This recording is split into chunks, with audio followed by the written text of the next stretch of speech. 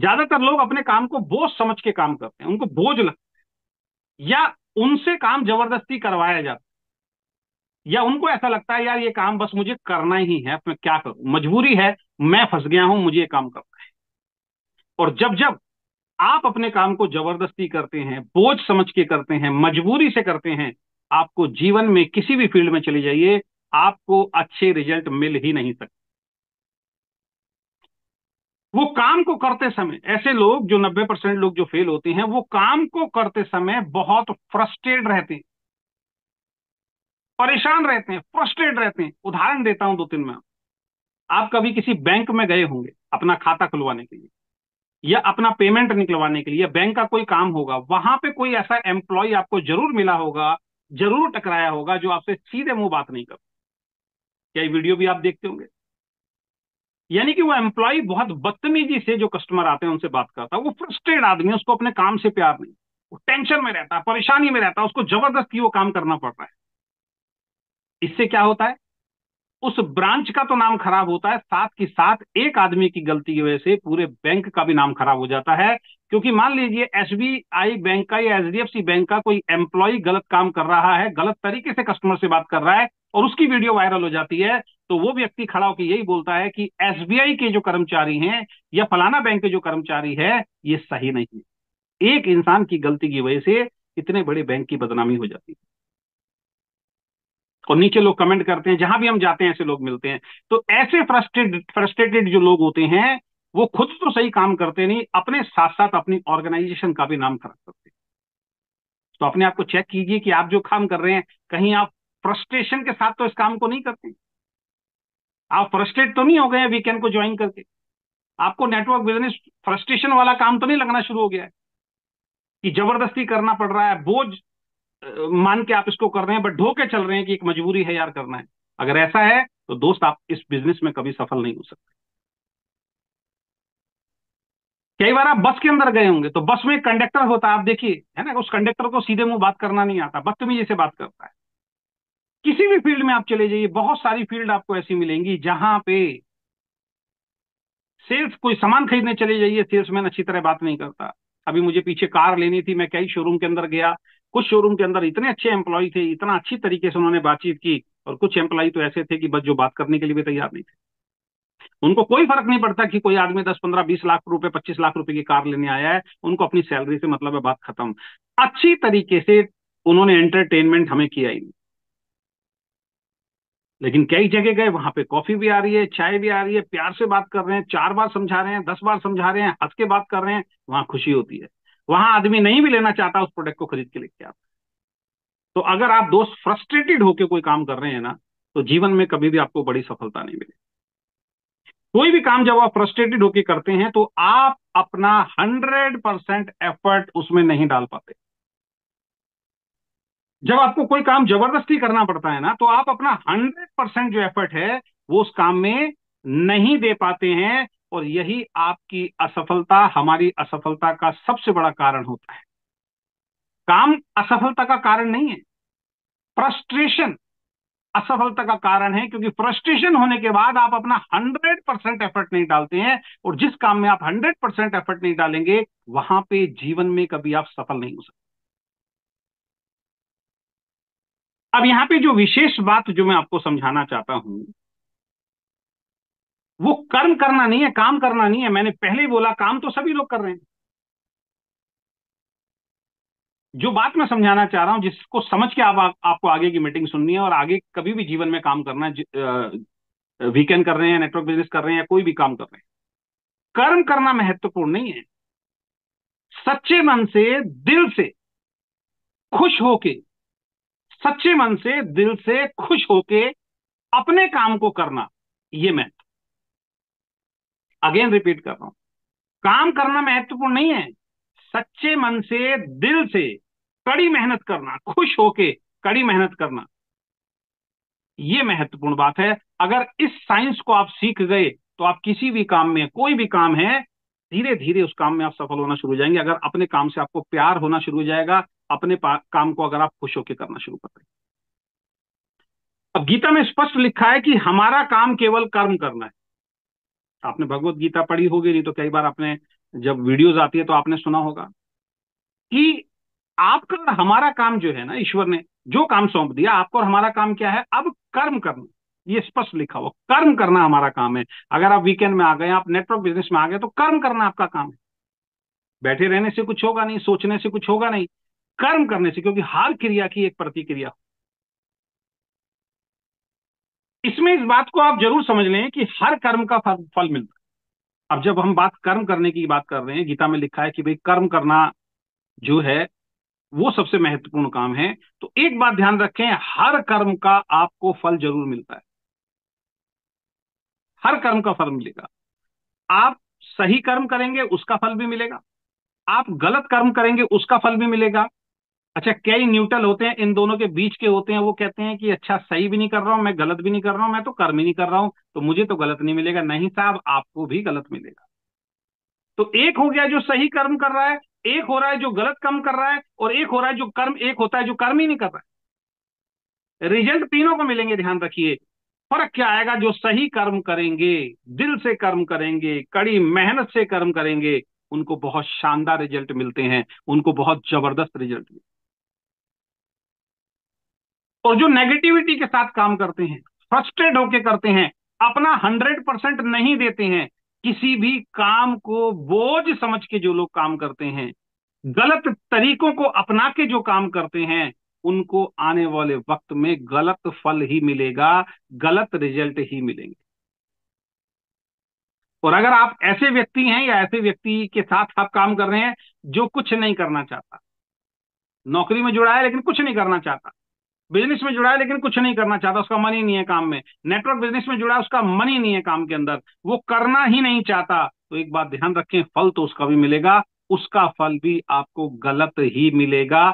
बल्कि गलत काम करने वाले से आप एक बार को सही काम करवा सकते हो प्रेरित करके, लेकिन जो काम ही नहीं करना चाहता, उसका तो इस दुनिया में कुछ नहीं हो सकता, उसका इस दुनिया में कुछ नहीं हो सकता। तो कोई भी काम जो आप कर रहे हैं ना दोस्त, तो एक बात ध्यान रखें, सही कर्म करें, दिल से करें, खुश होके करें, कड़ी मेहनत के साथ करें। ऐसा कभी नहीं हो सकता कि आपको फल ना मिले, 100% आपको आपकी मेहनत का फल मिलेगा। तो यहाँ पे जो सीखने वाली बात है, जो गहराई है, वो आप समझ लीजिए कि कर्म का फल तो मिलेगा, लेकिन सही कर्म का सही फल मिलेगा, गलत कर्म का गलत फल मिलेगा, और कुछ नहीं करोगे तो उसका भी गलत फल ही मिलेगा। तो जो काम आप कर रहे हैं, आप वीकेंड कर रहे हैं, तो अपने आप को चेक कीजिए कि आप कितना सही काम कर रहे हैं अपनी ग्रोथ के लिए, अपने सपनों को पूरा करने के लिए। आपका आंसर आपको खुद ही मिल जाए। और जो लोग सही कर्म कर रहे हैं, सही दिशा में काम कर रहे हैं, उनका बिजनेस चल रहा है, उनके घर में कुछ ना कुछ इनकम जरूर जा रही है। और जो गलत तरीके से काम कर रहे हैं, उनका बिजनेस डाउन हो गया होगा, या फिर वो हमारी कंपनी को छोड़ के चले गए होंगे।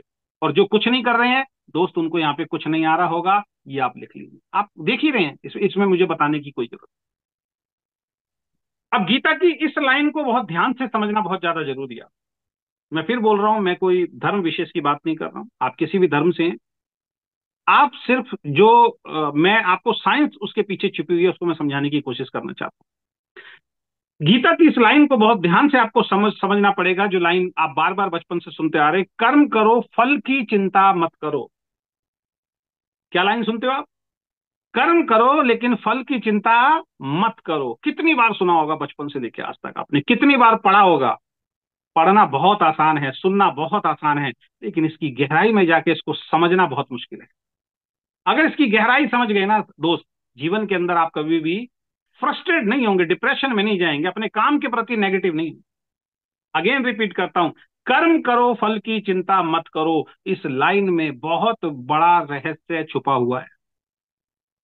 इस लाइन के अंदर बहुत बड़ा रहस्य छुपा हुआ है। इस लाइन के अंदर ये एक लाइन नहीं है, इस लाइन में दो बातें समझाई जा रही। पहली बात क्या समझाई जा रही है? कर्म करो। क्या करो? कर्म करो। कर्म का मतलब, मैं कर्म कांड से नहीं बोल रहा हूं, कर्म का मतलब जो भी काम आप कर रहे हैं उसमें मेहनत करना, सही दिशा में मेहनत करना, दिल से मेहनत करना, अच्छी तरीके से मेहनत करना। तो इस लाइन में दो बातें हैं। पहली बात क्या है? कर्म करो। और दूसरी बात क्या है? फल की चिंता मत करो। अब मैं आपसे एक चीज पूछना चाहता हूं, अपने दिल पे हाथ रख के अपने आप से बात कीजिए, बताइए कि आप और हम करते क्या है?